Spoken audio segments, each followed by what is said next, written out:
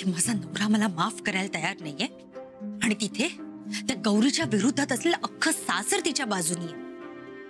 फक्त अम्माजी तग धरून आहेत, पण तरी तिचं काही नुकसान होतच नाहीये.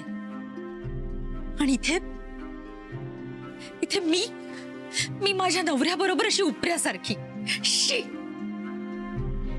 त्या 1.5 शाण्या गौरीचे होणारे लाड मला बघवत नाहीयेत. एरवी तत्व म्हणणारे बाबा सुद्धा आता तिच्या आनंदात आपला आनंद आहे असं म्हणतात. त्यांना सुद्धा भडकवून काही उपयोग झालेला नाहीये.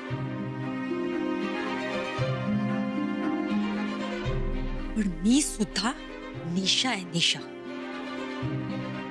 सहजासहजी हार नाही मानणार. मी गौरीला सुखात नाही राहू देणार.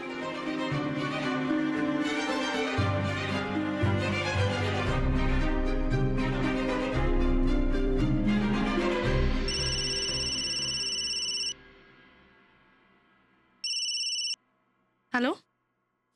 काय ग, गडबडीत आहेस का? नंतर बोलू का? नाही नाही, निवांतच आहे, बोल ना. तब्येत कशी आहे? बरी आहेस ना? हो. काळजी घे ग बाई. पहिले 3 महिने खूप जपावं लागतं. उगाच दगदग करू नकोस हा. नाही नाही, दगदग कसली वहिनी. अगं इथे अम्माची काहीच करू देत नाही. हो ना, म्हणजे त्या तिथे असताना आम्हाला काळजी करण्याची काहीच गरज नाहीये. त्यांचं सगळं कसं अगदी रीतसर असतं ना.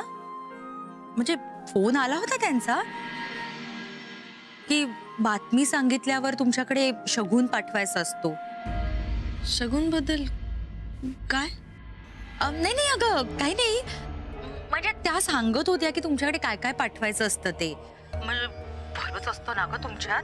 सोनं, नाणं, भारी कपडे, मिठाया, एवढ्या सगळ्याचा लाखपर्यंत तरी खर्च येईल ना. पण तू काळजी करू नकोस हा. नची आणि बाबांनी 2-4 लाखाची सोय केली आहे. 2-4 लाख?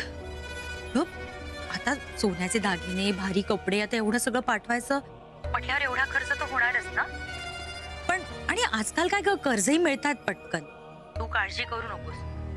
तुझ्या सासरच्यांना जसा हवाय ना तसाच शगुन आम्ही पाठवू. चल, तू आता ऑफिसला असशील, मी नंतर बोलते हा तुझ्याशी. नाही नाही वहिनी, मी घरीच आहे अगं. म्हणजे पुस्तकच वाचत बसले होते.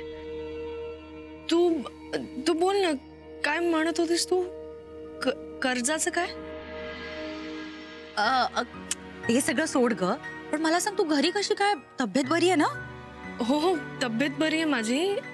रजा घेतली.